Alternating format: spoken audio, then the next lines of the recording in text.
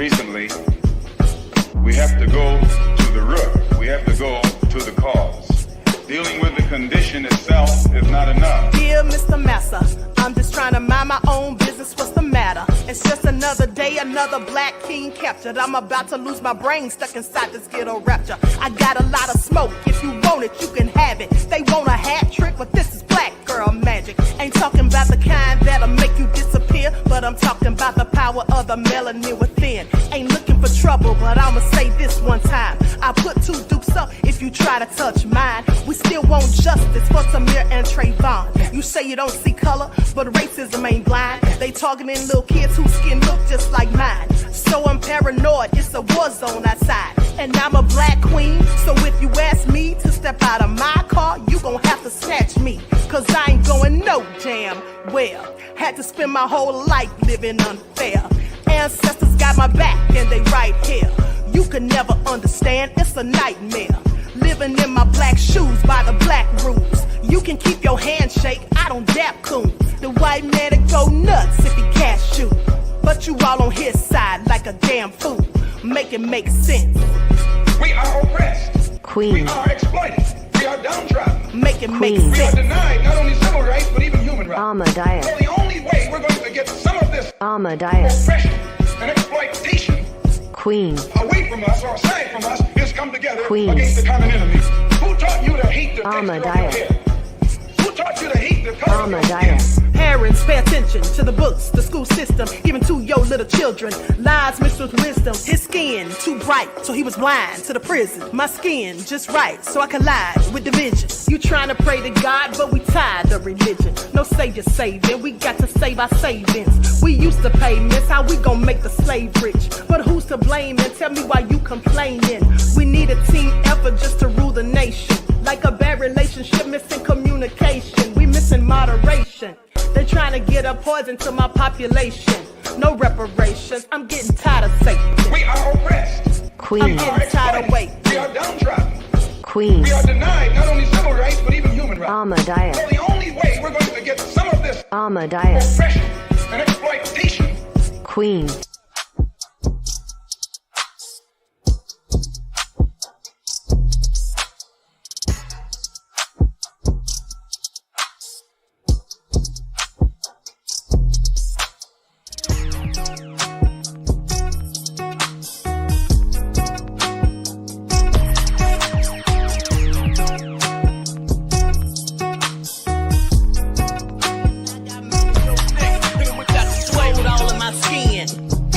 In my blood, kings all in my circle. You touch one of mine and you're done. They show no love for the queen. Why you hating on me? Is it cause I'm free and I got Malcolm X in my jeans? I got dreams like King Luther, shed blood like Kunsa. You ain't helping my people, I ain't got nothing to say to ya. I want all the smoke like hookah. Talking rap. All right, hello everyone. Let's just go ahead and get into it. Everyone, please get the likes up. Thank you for tuning in once again to the Queen Ahmadiyyah Shakur TV show. I'm your host, Queen Ahmadiyyah Shakur, and this is your daily vitamins. So as you're coming in, please don't forget to like and share, subscribe to the channel if you haven't done so already. Be sure to click that notification bell and click the word all so you're notified each time the Queen Goddess goes live. Okay, so let's get into it. Let's see who's in here. April, Juju B in the house, Stacy, Mr. Elevation. All right, Claudette, Buckhorst DC, Byron B, Lynn, April. Okay, so let's get this party started. Likes up, everyone. I see you, Nessie X. Okay, so first things first, and I almost forgot to talk about this. Now, I was reading about this story yesterday. Does anyone know who Trayon White is? Okay, Trayon White is a young man who is a member of city council and in the District of Columbia, and he has been charged with bribery, okay, accepting bribes, shall I say, all right, amongst other things. Now, he was previously an activist and a grassroots organizer in his community, but now he's come under fire. So let's talk about it, because someone that he was accepting money from for bribes, for city contracts and other things, well, they got caught up in some mess with the police. And then so in order to make a deal for themselves, they started snitching. And he's one of the people that they snitched on. So let's get into it.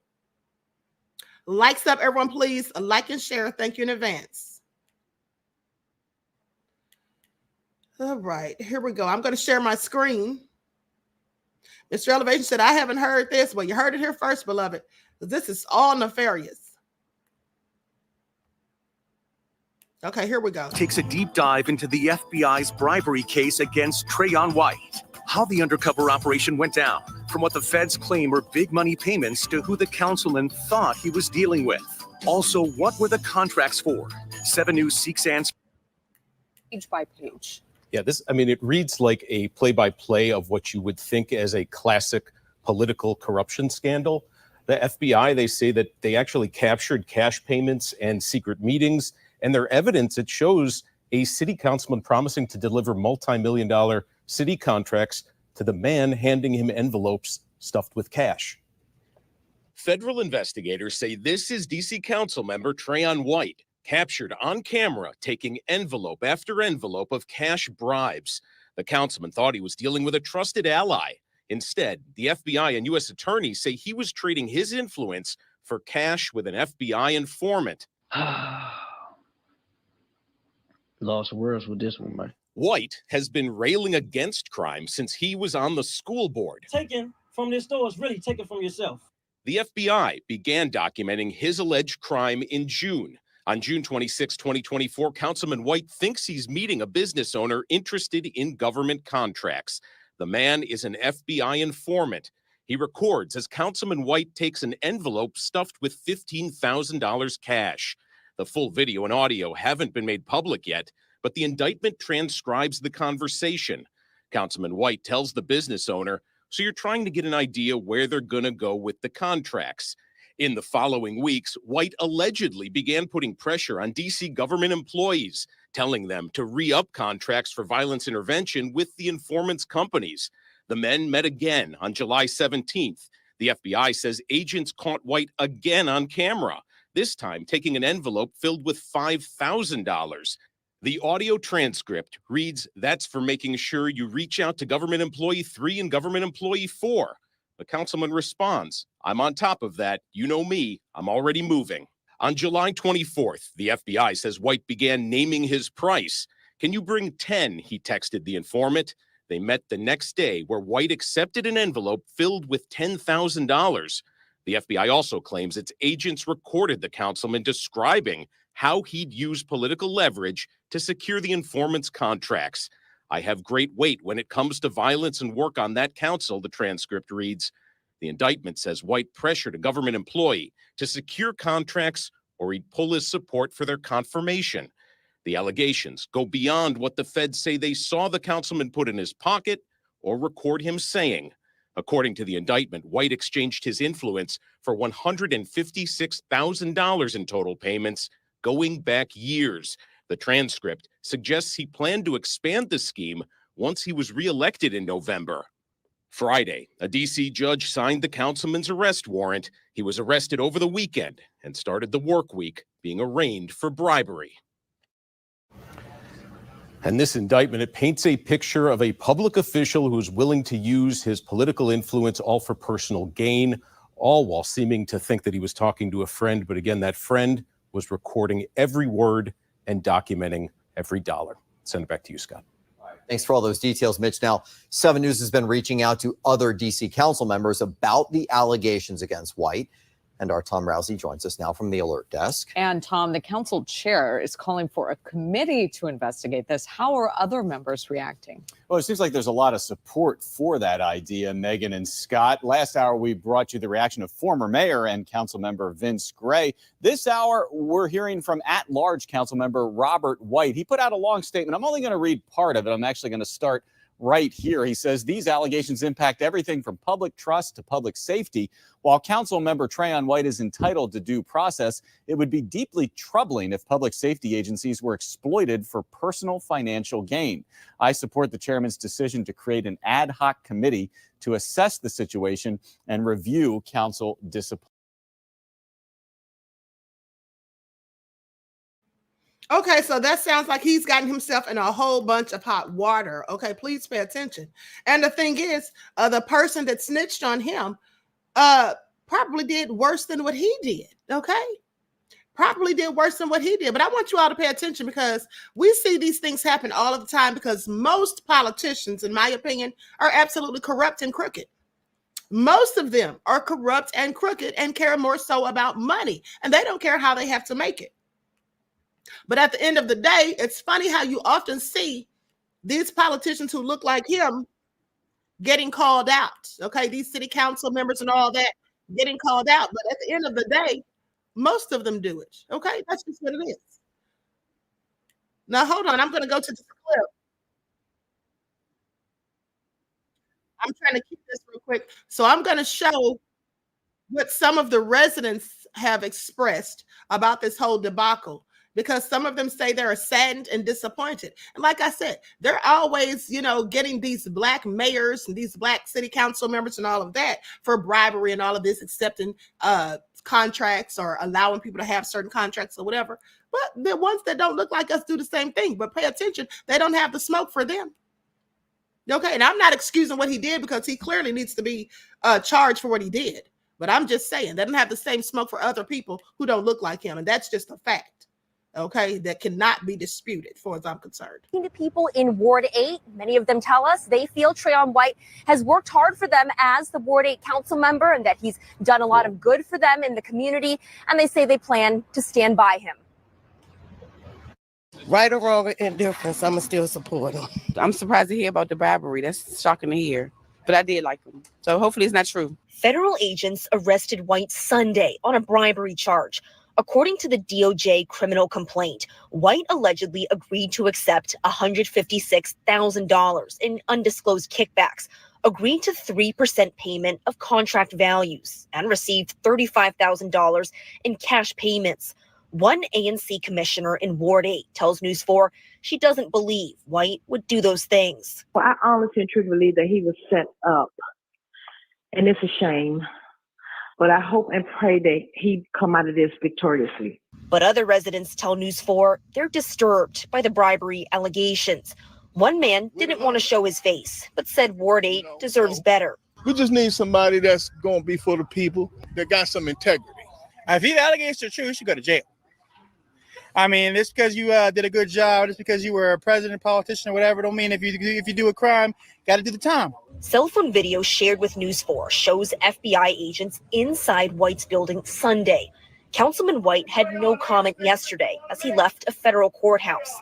Last year, he held an event in support of the Giant on Alabama Avenue. It's the only full-service grocery store in Ward 8. And there were concerns it could close due to rising theft. We're going to work with John to keep this open.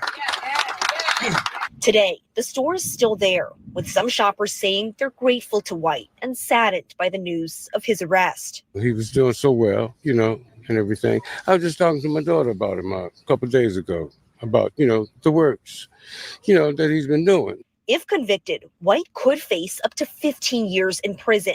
He's due back in court next month. And Councilman White's office put out a statement saying it understands the seriousness of the matter and that the office remains open to serve the public. Reporting live outside the Wilson building, Amy Cho, News 4. All right, Amy, thank you.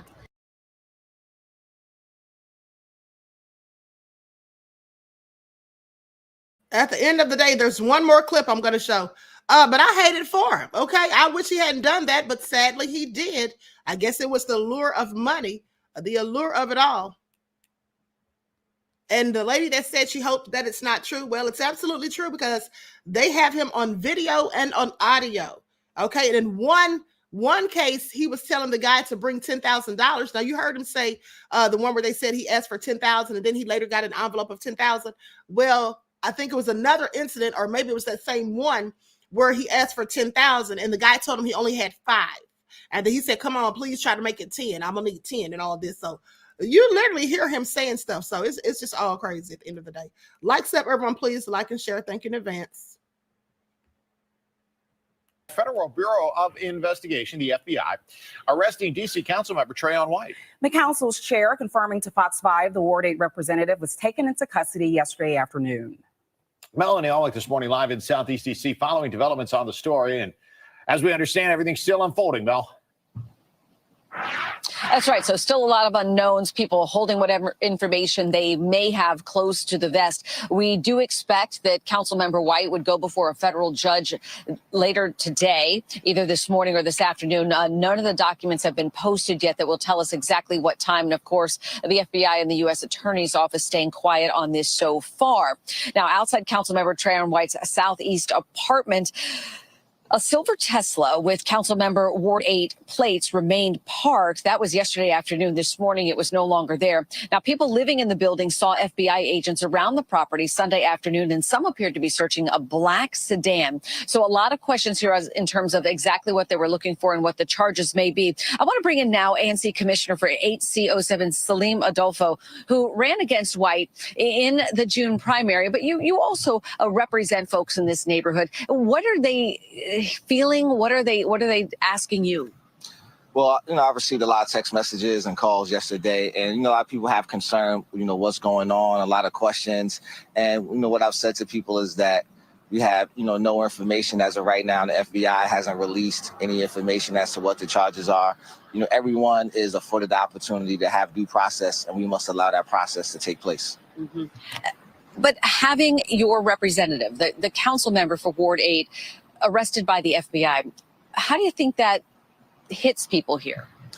Clearly, it doesn't sit well with a lot of our residents, especially, our residents who are really tied to, the community and want to know what's going on a day-to-day basis. It's an unfortunate thing that happened, but like I said, because we don't have any information, we have to just wait till the facts come out. Right. And any idea what this could mean as far as Councilmember White's political future? At this current time, we really don't know.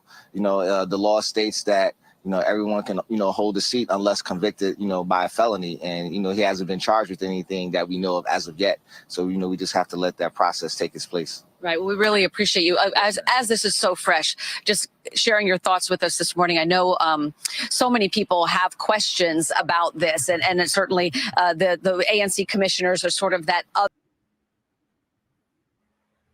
Okay, well, he's charged now with bribery nonetheless. Okay, and nonetheless. So he just ruined his entire career.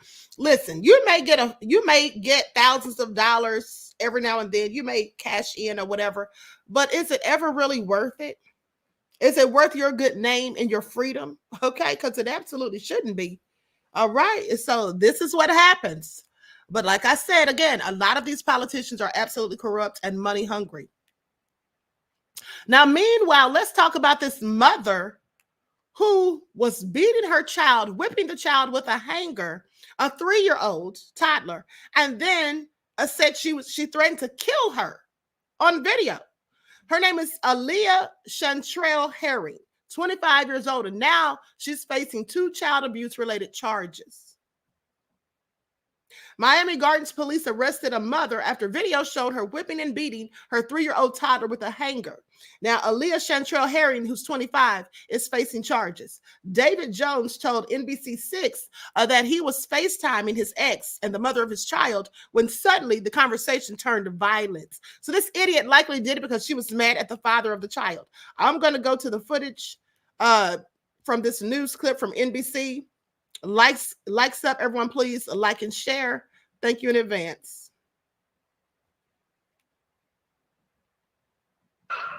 Oh, you can't get up now, huh? You can't get up now, huh? Shut up. A 3-year-old toddler is heard weeping as her mother, police say, screams and whips her with a hanger. You still don't want to shut up? That's fine. I'm gonna watch you. Y'all gonna watch me kill y'all kid. How about that? In this video, 25-year-old Ahmadiyyah Herring is heard arguing on a FaceTime call with her baby's father, David Jones. Blowing up my phone, asking me to come pick up Ashanti. Then she started sending me pictures on Messenger saying that she had it. She's saying I'm making excuses. I'm not picking up Ashanti. I'm not caring for her. I'm not acting like the father that I was supposed to be. Jones tells NBC6 they are broken up and he has supervised visits with the toddler. Herring wanted him to pick his daughter up, but the conversation turned violent and Jones started recording. Since y'all don't want to handle y'all own kid, guess what? I'll eliminate her my damn self. Police say Herring repeatedly struck the baby and threatened to kill her. Literally just went off on Ashanti saying that no one that if I'm not gonna take care of her, then she might as well just be dead. Herring was arrested and told investigators she was just disciplining the victim for throwing a remote at her. But then she denied being in the video, claiming her ex used artificial intelligence against her. Understand, but Your Honor. Yes, ma'am. I know you said AI created all of this in that video. It wasn't you, which would be a really interesting defense if it were true. And the baby is currently with the defendant's stepmother. Police say that she has no visible injuries. We're also learning that DCF is investigating this case. As for the defendant herself, she could get out of jail, but was ordered to stay away from her toddler. In Miami, Christian Colon, NBC6. Just a whole darn idiot. Now, she was doing all of that because she was mad at the father for not coming to get the child. Really, what I think, and then going to sit there with her stupid self and say it was AI, as if the judge can't tell the difference between a FaceTime video and AI. Oh, please, just throw the keys away at this point. Lock her up and throw away the keys. And so anyway, likes up, everyone. Please like and share. Now, she has been appointed a public defender who would not comment on the incident. And records on Wednesday show that she entered a not guilty plea and that her arraignment is scheduled for September the 18th. Glad she can't go near her own child after her ignorance. Okay, likes up, everyone. Now, let's talk about this video of this pregnant woman who came up missing from an Army military base. Now, I actually heard about this story on TikTok a few days ago. And hold on. And so I'm going to show a few video clips about this. Likes up.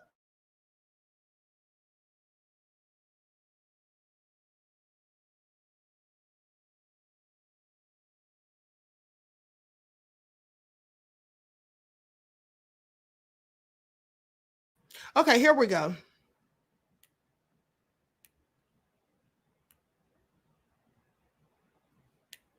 I'm pretty sure you guys have been watching this story right here unfold. Drac and True Crimes Megan have brought you this story right here. I think Crimes Covered by Chris also. But look, Misha Johnson, 19 years old, missing from a military base. She's pregnant, just disappeared in thin air. I got my thoughts on this, but first I'm going to let you hear some details on what happened, what's going on in the investigation. Good afternoon. My name is Major General Marcus Evans, the Commanding General for the 25th Infantry Division in U.S. Army, Hawaii.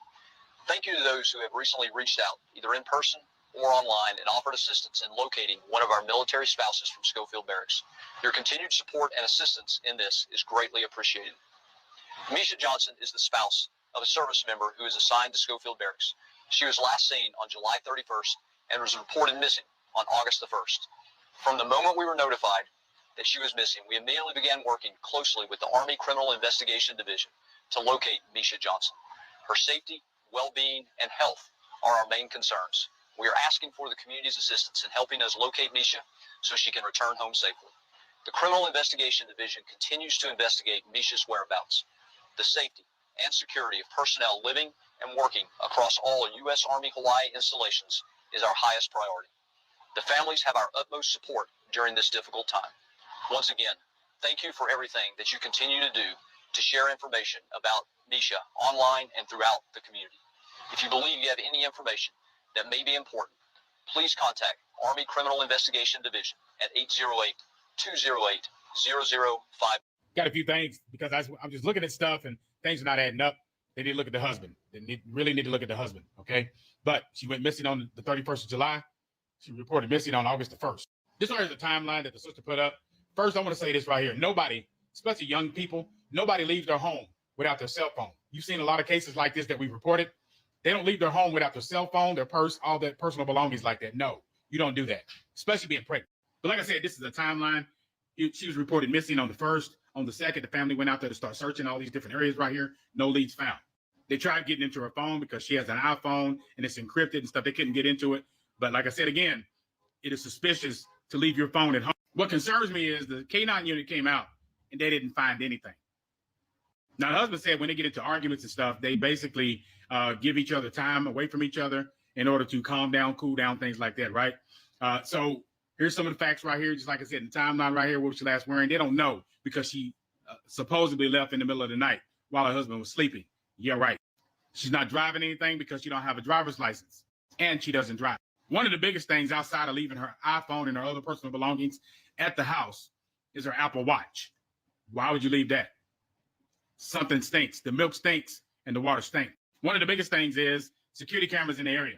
A lot of bases, they have cameras. A lot of homes on bases have cameras, all right? But checking the security cameras, nothing seen. And the only camera that was at that house right there, right? There was only one camera, and it was facing her home on the outside of her neighborhood, but it was not recording.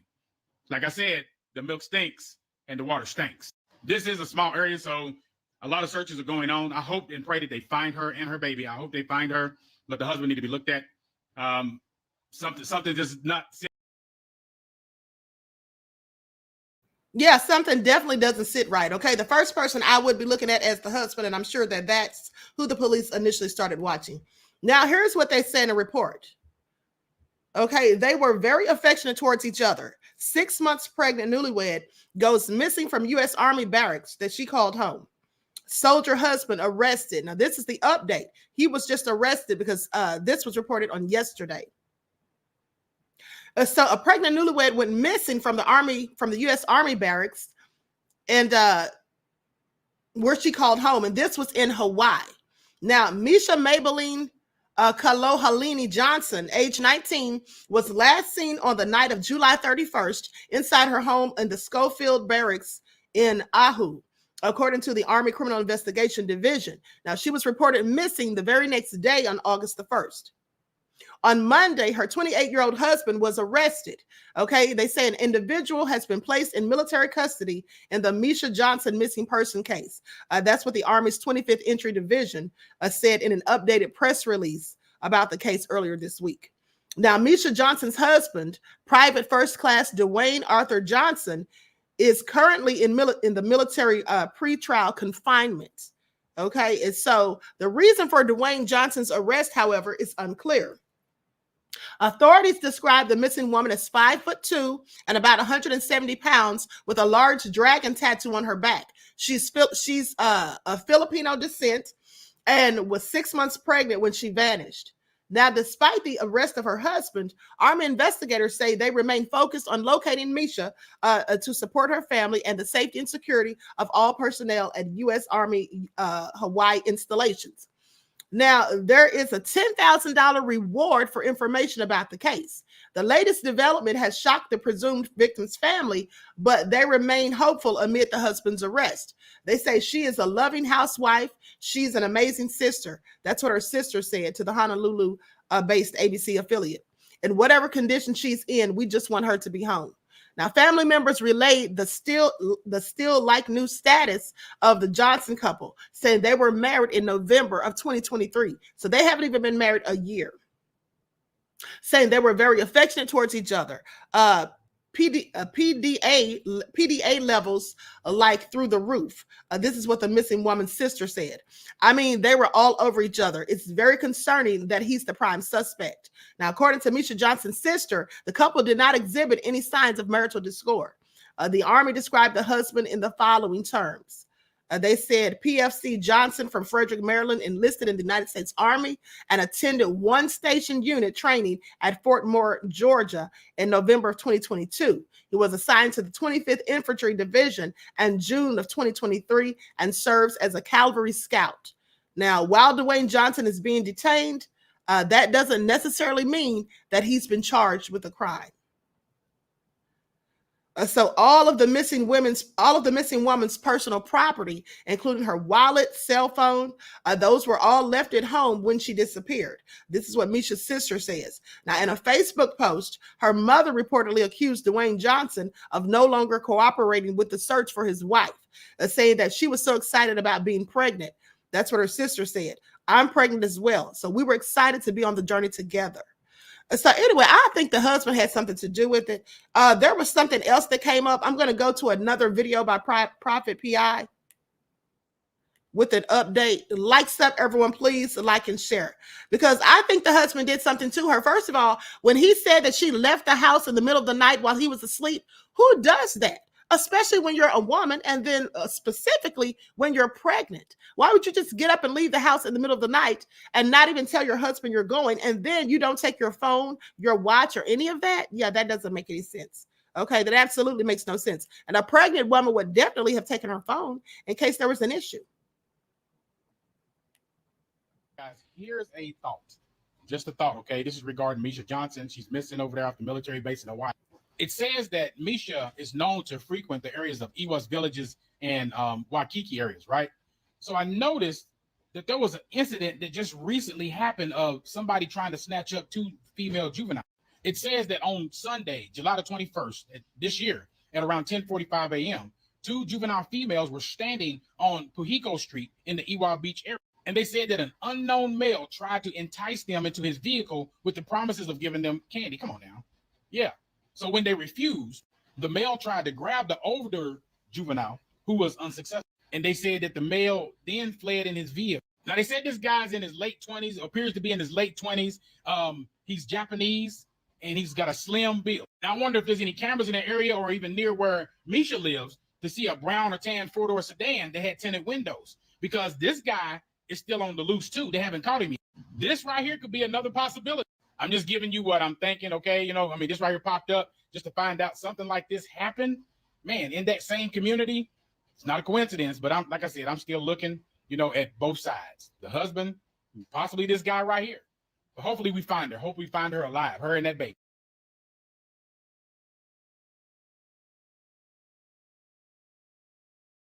Okay, I don't think that those 2 incidents are connected at all. And the reason being is that if the man who tried to abduct those children, first of all, he was targeting children, which likely means that he's a predator of children. So I doubt that he would be going for an adult woman. But second of all, that would have meant that she had to have voluntarily left the house and been outside in the middle of the night, like the husband said. And I just don't believe that. I think the husband is absolutely lying. Okay, and I think the husband's the one that had something to do with it. But hold on, here's one more. Hold on, here's one more. Here's the update that he did. That last one, I mistakenly said that was the update. Skeletor said predator or SEX trafficker. Yes, absolutely. Okay, that's what he was, the one that was after those kids. I don't think this is the same person that did something to her. This has her husband written all over it, as far as I'm concerned. I just want to bring you guys some breaking news. Okay, you know about Misha Johnson, 19-year-old, that's missing from the military base. Her husband gave all these crazy answers and stuff, man, and a lot of it didn't make any sense. This is some of the stuff that we were talking about, you know, in my last video, and how he was answering these questions. It didn't make any sense at all.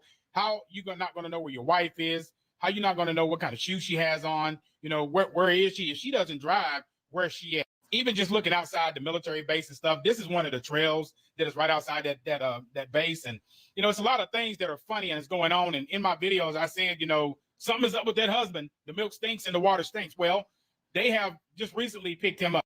The family of Misha Johnson has confirmed that her husband, his name is Dwayne Arthur Johnson. They call him DJ. Dwayne Arthur Johnson II. He's been detained, and he's the prime suspect in her disappearance. Milk stinks and the water stinks. It starts smelling. It's time to start investigating. And just to remind those, Misha was reported missing from a home at the Schofield Barracks in Hawaii by her husband, DJ, on July the 31st. But her family says the last time they actually saw her was July 11th. I also found out, too, there were a lot of rumors about Misha and another man being involved with each other and all that stuff. That turned out to be false. And DJ never actually deployed. I'll keep you guys up to date as I find out more. Pay attention, you know what I'm saying, to your surroundings, people. Pay attention to people. You don't know what their heart has in store for somebody else. Anybody. I'm just, man, this is wild. This is crap. I'm praying for this young lady. I'm praying they find her alive. Keep her family lifted and pray for her and that child. One thing I did notice, though, I'm looking at her face and I'm looking at his face. There's a lot of unhappiness right there. A lot. Yeah, she did look unhappy in that picture. I think the husband did something to her. I don't think the young lady's still here. I don't think she's still here. I think her husband did something to her in the barracks and then took her body and disposed of it somewhere in a wooded area. Okay, that's what I see in my mind's eye. Okay, and that's what I think. April said she's in a chokehold. Okay. And so anyway, prayers and condolences to the family because that young lady is dead. I can feel it in my spirit. All right. So that all been said, let's talk about these nefarious parents. Oh my goodness. You all don't even want to know about these fools. They had these children living in filth and squalor, weren't even feeding them, but they were feeding the lizard salmon online, okay, on their videos, on their social media. The children had maggots in their hair and all sorts of stuff. It was all so disgusting. Okay, just so sad and deplorable. But here they are. That's them. So let's get into it. And in fact, the judge called them the worst parents ever. Likes up, everyone, please. A like and share. Thank you in advance. 2 of the worst parents. Appalled judge locks up mom and dad of 7 who kept hungry, sick kids inside trailer house of horrors as their lizard was fed salmon for TikTok followers. This is what they did. And this happened in Pennsylvania. And they were arrested on Tuesday and ordered not to contact their kids until they turned 18, only with approval of a court-appointed therapist. Okay, this is months after pleading guilty in a trailer house of horrors case where caged animals were treated better and one creature, an exotic tegu lizard, was fed salmon on its own TikTok account as all but one of the kids were malnourished, according to prosecutors. So according to the Bucks County District Attorney's Office, Shane Robertson, 48 years old, and Crystal Robertson, age 38, will go to state prison for the next 8 to 16 years in the felony child endangerment case and the animal neglect case. Oh, so crazy. Now, the case began in April of 2023, and I'm sorry, I said they were just arrested. No, they weren't. This was just updated the other day. Now, the case began in April of 2023 with the Penn Ridge Regional Police Department. They received a report of 2 girls wandering outside of their green top trailer park in Sellersville, entering an abandoned trailer and taking items, probably looking for something to eat. Now, once there, authorities found that 7 children, 6 girls and 1 boy, were living in filthy conditions surrounded by animals, and that none of them had received formal educations. The 6 of the children were clinically malnourished, and that many of them were sick or otherwise in need of care, with 2 testing positive for stupid-19, 2 having low kidney function, and 3 with fevers. They had acute viral syndrome. Several had very poor eyesight, and 1 with a dangerous abscess in his mouth, and 13 visible cavities. Like, this is, oh my God, this is absolutely egregious. This is absolutely deplorable. Now, over the next week, it was learned that none of the 7 children had any formal education and lacked even basic knowledge. Some of the children did not know their own birth dates. 4 of the children suffer from speech impediments. All of the children struggle with reading, writing, and spelling. They all exhibited social anxiety and disclosed that they did not like being in public or around other people. After speaking with the wandering girls, cops said that they called up the Robertsons and the parents arrived at the scene within a half an hour. Now, when the parents got there, according to the affidavit, they agreed to let the officers look around the residence. Crystal Robertson stated that they were going through so much food that she had to put a lock on the refrigerator because they were stealing everything and referred to the children as garbage disposals with legs. Now, she's sitting there trying to convince the police that that's why she had the refrigerator chained up and that they were eating so much, but clearly they were malnutritioned, okay? Malnourished, lying devil.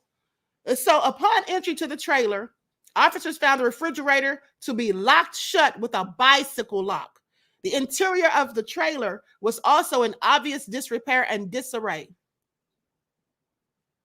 They say JV1, a 16-year-old girl, appeared unkempt when she emerged from her room at her father's request. The girl's father allegedly told police that the teen was the last daughter he had, when in fact he had 3 other daughters and a son. Now, from here, authorities detailed the shocking conditions found in the home, including that the parents' bed was surrounded by animal cages. What kind of fools are they? Now, the room that Shane and Crystal slept in had a bed in the middle of the room with several animal cages surrounding it. The sheets on the bed did not appear to have been washed in several weeks, possibly even months. On the floor were items of garbage, and the walls had holes in them. And the back bedroom adjacent to Shane and Crystal's bedroom was blocked off with a broken washing machine. This room did not have a door and was cluttered with dirty clothing and garbage all over the floor. The third room had feces on the floor in front of the entrance. A filthy mattress lay in the center of the room with a dirty blanket on it. This is all sick. The affidavit found feces on the blanket as well while photographing the room. This is what the affidavit says. Says your affidavit found feces on the blanket while photographing the room, and saying this room also housed approximately 24 rats that were located in 2 different cages. Who the hell's keeping rats? Who in the world is keeping rats? I want you all to pay attention. This is all so sick. Wow, these poor children. And so anyway, it goes on to say the bathroom also did not have soap, toothpaste, or any other hygienic products for the occupants of the home. The cabinets were in very bad shape. The oven appeared as if it had never been cleaned. The trailer home was in such a dilapidated state that Crystal Robertson fell through the floor. Oh, I'm sorry, this is absolutely crazy. Okay, please make it all make sense. Who lives like this? I mean, this is like worse than living in a cave. Okay, from the sounds of it, she fell through the floor in front of her bedroom door, okay, a few months prior, according to the affidavit's account of what she told investigators. Now, investigators also found 2 dogs, 2 turtles, 2 rabbits, and a partridge and a pear tree. Like, this is all crazy. But seriously, found 2 dogs, 2 turtles, 2 rabbits, snakes, toads, and a 4-foot reptile known as a tegu inside the home, along with approximately 24 rats. And they have the nerve to be making TikTok videos with this filth.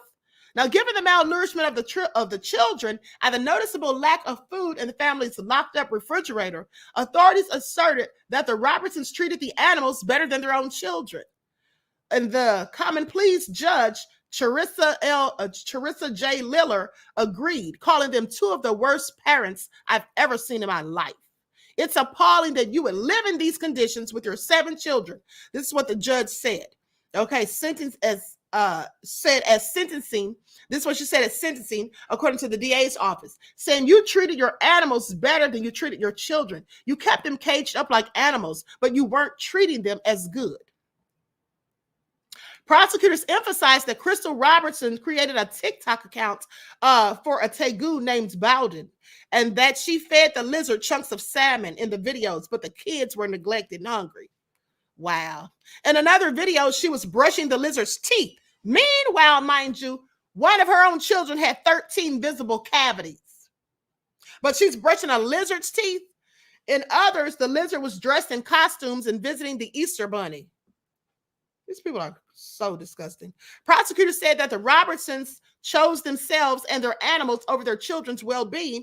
And while the psychological effects of this will last a lifetime, likely, the kids are doing better now that they're out of the trailer home and in the custody of the Bucks County Children and Youth Social Services. Thank God for that. This is absolutely deplorable. I absolutely cannot even imagine.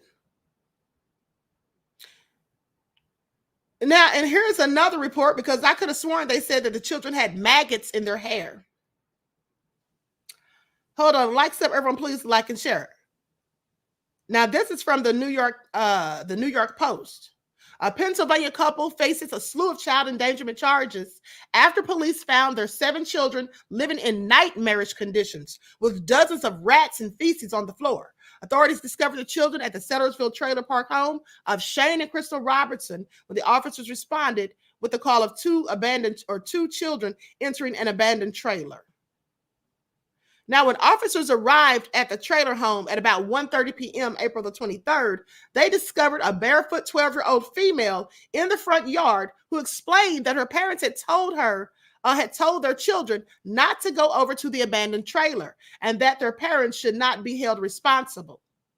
Now, the juvenile female told officers she was only entering the abandoned trailer to take a blanket to keep her rats warm, since her family had no money. Lord have mercy. And the 14-year-old girl then appeared with large work boots on, okay, that were too big for her feet, and had on clothing that appeared dirty, who admitted entering the abandoned trailer as well, and revealed to the responders that the parents were not home. Now, the officers then called up to the Robertsons to report home, and upon their arrival about 30 minutes later, agreed to let them look around in their residence, okay, because they said they had concerns about the two girls' health. And so we already know what they found inside. And we already know what they found in there. Now, the officers then left after they went inside and looked around. They then left the residence to file a child line report, but were called back to the trailer around 5 p.m. after another member with Bucks County Children and Youth discovered 3 more girls, ages 4, 8, and 10, and a 6-year-old boy, all hiding in the back room. Police were greeted outside of the home by the father, Shane Robertson, who advised that he had 7 children and did not tell officers this earlier because he did not want to get in any trouble. How about you take care of your kids and feed them appropriately and not have them living in filth and squalor, devil? Now, 6 of the 7 children were determined to be clinically malnourished, with 2 of them testing positive for stupid-19, another pair having low kidney function. Okay, we know that already. 1 week after the children were removed from the house of horrors, the 12-year-old female still had maggots in her matted hair. Authorities continued their search of the home, revealing more of the horrific conditions that the children were forced to stew in. The room that Shane and Crystal slept in had a bed in the middle of the room. Okay, we already know about that. And they said it was filthy. All right. And I don't know why they had their refrigerator locked up, because they claimed that there was really not any food in it. Barely any food in it, at least. This is all so disgusting. This is absolutely deplorable. AJ said, who the F brushes a lizard's teeth? Honey, I know, right? I mean, honestly, I didn't even know lizards had teeth. It must have been one of those iguanas or something like that, because lizards don't even have teeth. So this is all crazy. I mean, most lizards, the little lizards you see outside in your yards and stuff, those don't have teeth. Okay. Byron B said, giving those that live in trailers a bad name. Trailer parks already have a bad name, beloved. And this right here is exactly why. It's exactly why. Now, with that all being said, let's continue. Okay, because in this story, these other deplorables were yelling at children. The mother and granddaughter allegedly blamed paranormal activity for the toddler's severe child abuse and fentanyl exposure. So they told the cops that it was ghost. They said it was the ghost that did it, that there was paranormal activity going on, and they didn't beat those children, that the ghost, in fact, did. You can't make this stuff up. There's the deadly duo right there. Okay, that's Emily Marie Edwards and Sherry Jean Edwards. So 2 women in North Carolina are behind bars after allegedly telling law enforcement that severe injuries and trauma inflicted on 2 toddlers were caused by evil ghosts or some other paranormal activity. Emily Edwards, who's 25 years old, and her mother, Cherie Jean Edwards, 54, stand accused of 2 counts each of felony child abuse causing serious bodily injury. And this is all according to the Catawba County Jail records. Now, the pair were arrested by the Newton Police Department last week after being indicted over allegations dating back to December of 2023. They say the basic response really was nightmares. This is what Newton Police Chief Vidal Sipes said, saying they heard the kids yelling, and they'd go over there and they'd see injuries on the kids. So they're saying there's spirits that were in the house at the time that caused the injuries. Now, in copies of the indictments obtained by the TV station, authorities allege that the women evidenced a reckless disregard for life and inflicted serious bodily harm and injury on the 2 young children. Law enforcement says that the 1-year-old and 2-year-old suffered burns, bite marks, and broken bones. Oh my God. Additionally, each child tested positive for the presence of fentanyl, according to the indictments. Now, the Toddler's injuries were incurred at an apartment on West C Street in Newton, a small town roughly 40 miles northwest of Charlotte. Police allege a third adult, only identified as a man, was also responsible for the child abuse, but he died last year. Now, the women are the mother and grandmother of the victims. When questioned by police, they not only blamed evil spirits, but also said they used a Ouija board, a popular toy for children that pretends to foster automatic writing in order to conjure spirits. Law enforcement, on the other hand, alleges that the two demon-haunted defendants bear culpability for the Toddler's extensive injuries. Specifically, police allege that the children had bruising and damage to their skin, which they both failed to report. So trying to blame it on ghosts and a Ouija board, really? Now, a neighbor who spoke with WSOC rejected the haunted apartment claim allegedly advanced by the two Edwards women, saying, "I think that's crazy. I don't believe there's any paranormal activity there." Both the mother and granddaughter are being detained on a $250,000 bond. The younger defendant appeared in court over the weekend and does not have another hearing scheduled as of this writing. Now, the older defendant is slated to appear in court October the 7th. So anyway, this is all crazy. Sitting there talking about some darn ghost. First of all, if there had been any real paranormal activity going on and to where it's damaging or hurting and harming children, wouldn't you have just packed up your stuff and left? Okay, wouldn't you have taken the children to get medical treatments? I mean, broken bones, and they've not been to the hospital, burns and bruises, and you haven't taken them to a clinic, a doctor, nothing, pediatrician whatsoever. Now, they know they did this. They need to lock them up and throw away the darn keys. This is all so sick. Byron B said a black man did it. Okay, you know that's what they'll say. Anyway, let's get into this last report. This was just as nefarious. Well, not as nefarious, but nefarious nonetheless. Okay, trio nabbed in driveway acid attack plot that left woman with chemical burns over 35% of her body. This is all crazy. And let me just tell you guys, you know that over in the UK, you know they're not allowed to have guns over there. So most of the times when someone gets attacked or assaulted over there or whatever, they usually use a knife or acid. Okay, that's what I was reading not a few days ago, that they have acid attacks over there often. These are the three culprits right here, all arrested. We have William DiBernardino and Jamar McNeil and Betty Jo Lane. So a man is accused of paying two people to travel hundreds of miles from Florida to New Jersey to attack his ex-girlfriend in her driveway by throwing a cup of what authorities believe is a highly caustic acid at her, causing chemical burns over 35% of her body. This is low down and damn dirty. This is a darn shame. Now, the identified woman, 42 years old, was flown to a burn center where she's being treated, according to Monroe Township Police. 3 people were taken into custody in Florida in connection with the terrifying attack that occurred on July the 26th in Monroe Township, New Jersey, according to officials. The suspects were identified as William DiBernardino, who's 49, and Betty Jo Lane, age 38, and Jamar McNeil, 39. So clearly the black man's the one who paid the couple to do this. So anyway, goes on to say that DiBernardino allegedly paid the other 2 defendants to travel 900 miles north along the East Coast to carry out the assault. Oh, I'm sorry. And so the black man's not the one who set it up. The white guy is. Oh, yeah, because it's 2 black people. I'm sorry. I don't know why I was thinking it was a white woman. Right. So he paid these 2 fools. Okay. I don't know how much he paid them, their stupid selves, to drive all this time to go and do this to his ex-girlfriend. They must be on some kind of drugs or something to have fallen for this. But anyway, let me continue. Now, the attack happened as the woman arrived home from work. She parked in her driveway and opened her car door. A woman threw a cup of what police suspected was highly caustic acid liquid at her before the assailant fled in a silver or gray vehicle.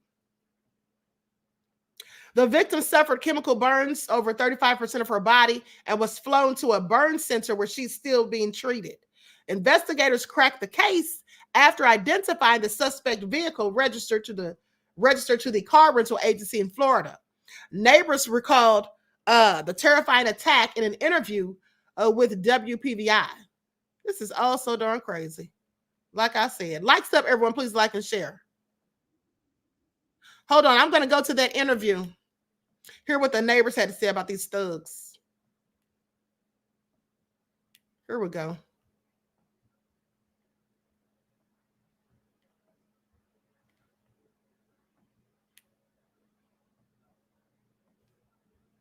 Gloucester County police were investigating a disturbing attack on a woman in her driveway.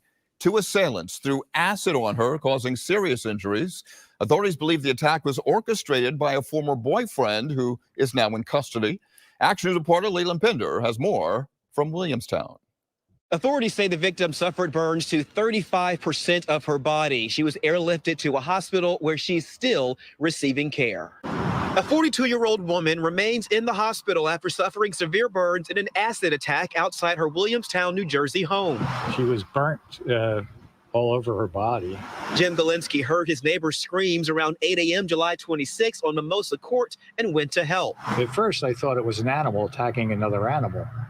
And then I thought, well, that sounds like a woman's voice. The Gloucester County Prosecutor's Office says an unknown woman approached his neighbor in her driveway and threw acid on her as the victim opened her car door. The cul-de-sac was completely filled with ambulance, police cars, unmarked vehicles. Prosecutors say the attack was orchestrated by 49-year-old William D. Bernardino of Boynton Beach, Florida. He and the 42-year-old victim had previously been in a relationship. Officials say D. Bernardino hired 39-year-old Jamar McNeil and 38-year-old Betty Jo Lane of Jacksonville, Florida, to carry out the attack. All now face numerous charges, including conspiracy to commit murder and stalking. Even your worst enemy, you wouldn't think would do something like that. Investigators were able to track down the trio after identifying the suspect's vehicle, which was registered and had been rented out of Florida. Officials say McNeil and Lane drove nearly 900 miles to South Jersey for the specific purpose of attacking the victim. Just hope and pray for the best for her. Officials say the suspects will be extradited back to New Jersey. Right now, there is no word on a motive, but the Gloucester County Prosecutor's Office continues to ask the public to please reach out if they may have more information on this case. Just a couple of idiots. Now they're going to be sitting in prison with their stupid selves. And that's exactly where they deserve to be. You're going to throw acid on somebody. And I'm sorry if I confused you guys and you thought it happened in the UK because I brought that up. No, I was just referencing that I just read that a few days ago, that they literally have all these acid attacks over there in the UK. Okay, and that's because they don't have guns. So they find other ways of carrying out nefarious attacks. Okay, I just thought that was interesting. So anyway, All Hell No said Lane looked like she's from the Fraggle Rock gang. Okay, I'm sorry, All Hell No, not Fraggle Rock. Who even remembers that, beloved? Okay. TC Dancing, you confused me, Queen. Yeah, I know, beloved. I'm sorry. Okay, Simply Get Paid said it's also egregious. It absolutely is. Okay. Re-Educated Soul said acid and blades. Yeah, that's what they carry up there in the UK. That's what they carry up there as their weapons because they don't have guns, honey. Please pay attention. Oh, with that all being said, I'm going to conclude this broadcast. I want to thank you all for tuning in. And listen, don't forget that we're going live at 6:15 for a panel discussion. Okay, it's going to be me, Lisa Cabrera, True Royal. Let me put the link in the chat real quick. Hold on, guys.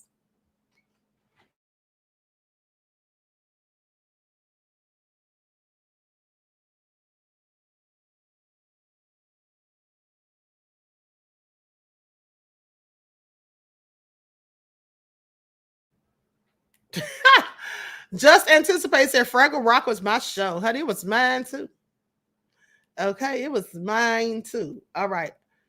Okay, so here it is. Let me just drop this link real quick and then I'm up out of here. Now, FYI, for those of you who missed the announcement yesterday, I'm not going to be on the spiritual channel today because, like I said, we'll be live having a panel discussion on the main channel. There's the link. It starts at 6:15 Eastern Standard Time. Don't be late. Okay, so anyway, without further ado, I'm going to conclude this broadcast. I hope you all enjoyed it. Get the likes up. Please hit the like button on your way out. It doesn't cost you a thing. Okay, I love you all to life. Each one teach one. That's how we grow and thrive. Do something productive, constructive, but never destructive. And always remember, beloveds, to keep the Most High first in your lives. Peace.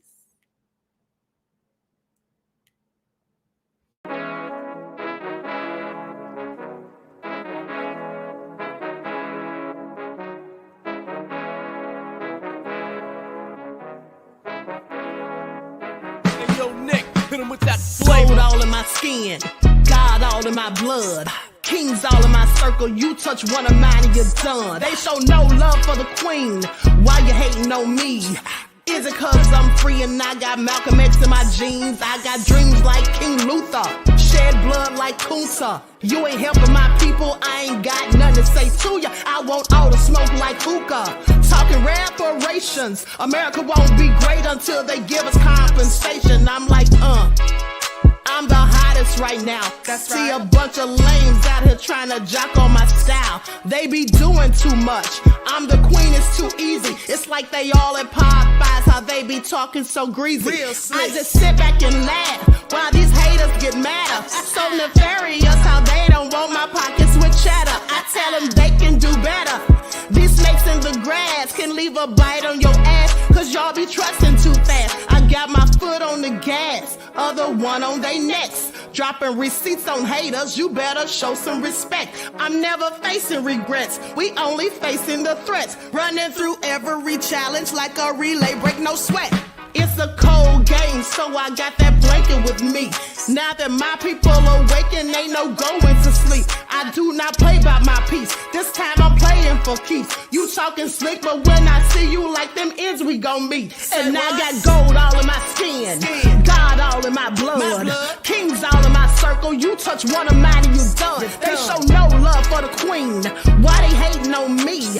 Is it cause I'm free and I got Malcolm X in my jeans and I got gold all in my skin, God all in my blood. Kings all in my circle, you touch one of mine and you done. They show no love for the queen, why they hating on me? Is it cause I'm free and I got Malcolm X in my jeans and I got